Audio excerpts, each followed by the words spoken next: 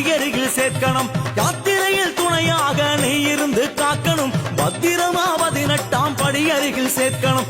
முன்னாலும் பின்னாலும் பலமாக இடமாக நீ தொடர்வதை சூட்சுமமா உணர்த்தணும். ஐயப்பா நீ தொடர்வதை சூட்சுமமா உணர்த்தணும். சுவாமி என்றால் யாருங்க? சாஸ்தாவும் யாருங்க? ஐயனாரும் யாருங்க? ஐயப்பனும் யாருங்க?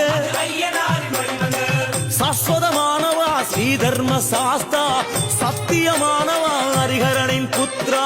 சாஸ்வதமானவா ஸ்ரீதர்ம சாஸ்தா, சத்தியமானவா ஹரிஹரனின்